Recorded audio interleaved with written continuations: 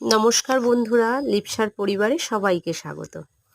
Rathyatra special খাজা নিয়ে আজকে আমি হাজির। বৃষ্টি হচ্ছে, বাইরে গিয়ে বাইরে বেরোনোর মতো অবস্থায় নেই, সেই জন্য বাড়িতেই বানিয়ে নেওয়া হলো খাজা। খাজা বানাতে আমি এখানে নিয়েছি 2 কাপ ময়দা। ময়দায় দিয়ে দিয়েছি 1 টেবিল চামচ ঘি। ঘি দিয়ে খুব ভালোভাবে ময়ম দিয়ে অল্প অল্প জল দিয়ে একটা শক্ত ডো তৈরি করতে হবে। মাখাটা কিন্তু অনেকক্ষণ ধরে করতে হবে। লুচি বা রুটির মতো নরম ডো হবে না, একটু শক্ত হবে। ডোটা করে আমি 5 মিনিট রেস্টে রেখেছি। এই ফাঁকে একটা চিনির শিরা বানিয়ে নিচ্ছি। চিনির শিরা করতে 1 কাপ চিনি নিয়েছি, তার 1 কাপের একটু কম জল নিয়েছি, আর দিয়ে দিয়েছি তাতে 2টো এলাচ। এলাচটা একটু ফাটিয়ে নিয়েছি, দিয়ে ভালোভাবে চিনির শিরাটা জাল দিয়ে নিয়েছি। যখন দেখবে চিনির শিরার মধ্যে একটু আঠা আঠা ভাব এসছে, আমি হাত দিয়ে দেখছিলাম, সেই সময় গ্যাসের ফ্লেম বন্ধ করে তাতে একটু লেবুর রস দিয়ে দিয়েছি, যাতে চিনির শিরাটা জমে না যায়। তারপর এদিকে এসে ডোটা রুটির মতো বেলে নিলাম, লেচি কেটে নিলাম, নিয়ে রুটির আকারে বেলে নিতে হবে। আমি 5টা রুটি বেলে নিয়েছি। এইভাবে পরপর বেলে নিয়েছি।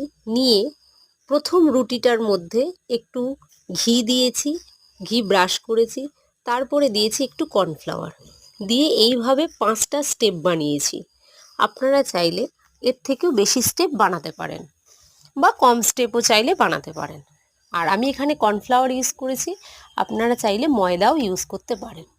5টা স্টেপ দেওয়ার পর সমানভাবে ধারভাবে একদম সমানভাবে গোল করে নিয়ে একটা রোল করে নিলাম। দেখুন আমি কিভাবে করলাম।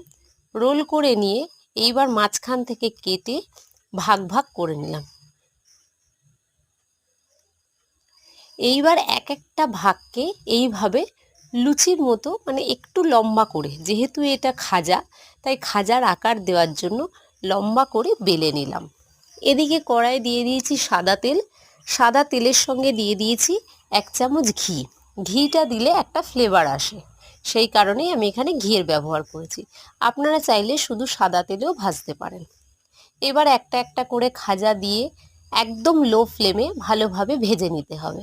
খাজা ভাজা হয়ে গেছে, এবার দিয়ে দেব চিনির শিরায়। চিনির শিরায় দিয়েই কিন্তু সঙ্গে সঙ্গে তুলে নিতে হবে। আমার খাজা রেডি। যদি রেসিপিটি ভালো লেগে থাকে অবশ্যই একটা লাইক, কমেন্ট, শেয়ার করবেন। নমস্কার।